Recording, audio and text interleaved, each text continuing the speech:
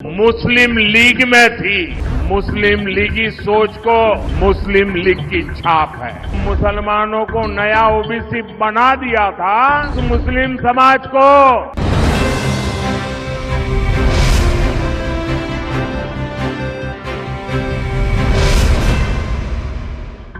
नमस्कार दोस्तों, चुनाव शुरू होते ही प्रधानमंत्री मोदी का मुसलमान राग फिर से शुरू हो गया है।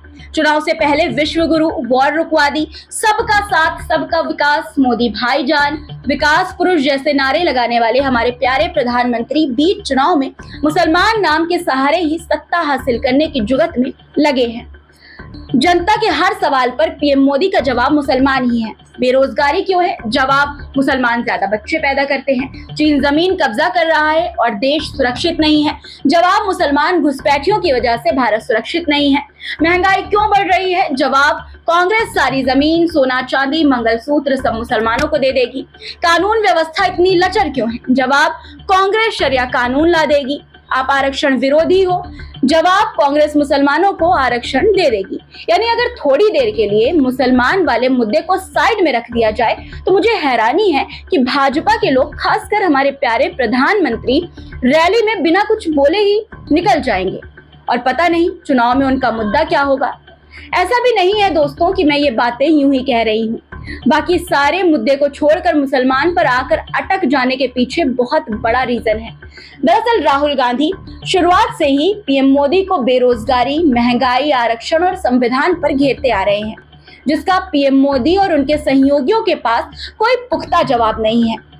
पीएम मोदी राहुल गांधी में कमियां निकाल सकते हैं, कांग्रेस को बुरा भला कह देंगे, नेहरू पर आरोप मढ़ देंगे, लेकिन राहुल गांधी के इन मुद्दों पर वो बगले झागते नजर आते हैं और अभी तक वो इन सवालों से बचते दाएं बाएं से निकल जाते थे। लेकिन अब उन्हें भी ऐसा महसूस होने लगा है कि राहुल गांधी के ये मुद्दे जनता से कनेक्ट कर रहे हैं। पिछले 2 चरणों में हुए मतदान तो इसी ओर इशारा कर रहे हैं। यही वजह है कि पीएम मोदी अब सिर्फ पूरा चुनाव मुसलमानों के नाम के भरोसे ही लड़ रहे हैं। वरना आप खुद ही सोचिए, विदेशों में तथाकथित डंका बजाने वाले मोदी जी चुनाव में हिंदू मुस्लिम क्यों कर रहे हैं? अब प्रधानमंत्री मोदी ने एक नया शगुफा छोड़ा है दोस्तों कि कांग्रेस ओबीसी, एससी, एसटी के आरक्षण छीनकर मुसलमानों को दे देगी। ये बात उतनी ही हास्यास्पद है जितनी कि कांग्रेस महिलाओं की जमीन और मंगलसूत्र छीनकर मुसलमानों को देने वाली बात है। कांग्रेस वाले सुन ले, उनके चट्टे बट्टे सुन ले, उनकी पूरी जमात सुन ले। जब तक मोदी जिंदा है, मैं दलितों का आरक्षण, आदिवासियों का आरक्षण, ओबीसी का आरक्षण मुसलमानों को धर्म के आधार पर नहीं देने दूंगा, नहीं देने दूंगा, नहीं देने दूंगा। राहुल गांधी चुनाव शुरू होने से पहले से ही जातिगत जनगणना कराने की बात कर रहे हैं। इसे हिंदुत्व की राजनीति की काट भी बताया जा रहा था। पिछले 2 चुनावों में जो ओबीसी समाज बीजेपी की ओर गया था, राहुल गांधी की इस बात से काफी हद तक चीजें बदलती हुई दिखाई दे रही थी। जातिगत जनगणना का सीधा जवाब अभी तक बीजेपी के पास नहीं था। यही वजह है कि अब आरक्षण में मुसलमानों को लाया गया है, लेकिन इसका कोई खास फायदा होता नजर नहीं आ रहा है दोस्तों। इस चुनाव में पीएम मोदी द्वारा उठाया गया मुद्दा बैक फायर कर रहा है दोस्तों।